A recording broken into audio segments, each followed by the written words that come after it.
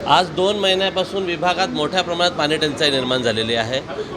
Saibaba colony झाली, Suresh colony झाली, मातोश्री झाले, जवळजवळ अर्ध्या विभागात पाणी समस्या निर्माण झालेली आहे। प्रत्येक ठिकाणी महिलांचे मोर्चे निघत आहेत, आम्ही टाकीवर जातो आहे, लोकांशी संपर्क साधतो आहे, अधिकाऱ्यांशी संपर्क साधतो आहे, परंतु पाणी प्रश्न सुटतच नव्हता। शेवटी आम्ही अधिकाऱ्यांना आम्ही सांगितलं की बाबा तुम्ही अगर पाणी प्रश्न सोडवत नसाल तर आम्ही आमचा हंडा मोर्चा काढणार आहोत। हंडा मोर्चा काढण्यासाठी बऱ्याच महिलांनी तयारी दाखवलेली होती। जवळजवळ 200 ते 300 लोक आम्ही इथं घेऊन येणार होतो, परंतु अधिकाऱ्यांनी आम्हाला सांगितलं की तुम्हाला 2 ते 3 दिवसात आम्ही पूर्णपणे पाणी प्रश्न सोडून देत आहोत। त्याप्रमाणे आमच्या उपाययोजना चालू आहेत। त्यांच्या जे आश्वासन आम्हाला दिलं त्यानुसार आम्ही हंडा मोर्चा मागे घेतला, परंतु हंडा मोर्चा मागे घेतल्यानंतरही आम्ही अधिकाऱ्यांची एकदा चर्चा करण्यासाठी इथं आलेलो होतो।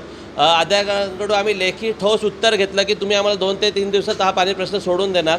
तसेच सुरेश केनेचाळ, मातोश्री नगर, पूजा कॉलनी ह्या विभागासाठी इलेक्शनच्या पूर्वी मी अधिकाऱ्यांशी चर्चा करून एक पाण्याची लाईन टाकली होती, परंतु तिचं जॉईंट होणं बाकी होतं।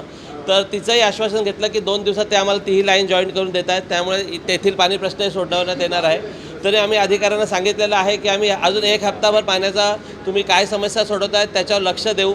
अगर पाणी प्रश्न 1 हप्त्यात नाही सुटला तर आम्ही 200 लोकांच्या जागी 1000 लोक घेऊन येऊन या महापालिकेसमोर आम्ही हंडा मोर्चा आंदोलन करणार आहोत। पाण्याचा प्रश्न हा खूप वर्षापासून पाणी टंचाई आहे।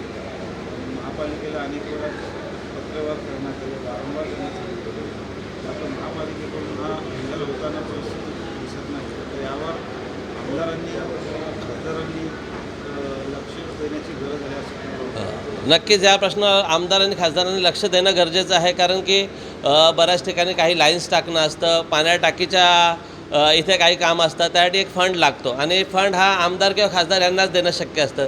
त्यांनी लक्ष घातलं आणि त्यांनी व्यवस्थित फंड उपलब्ध करून दिला तरी खडकवासला टाकीवरचा पाणी प्रश्न पूर्ण म्हणजे सुटू शकतो।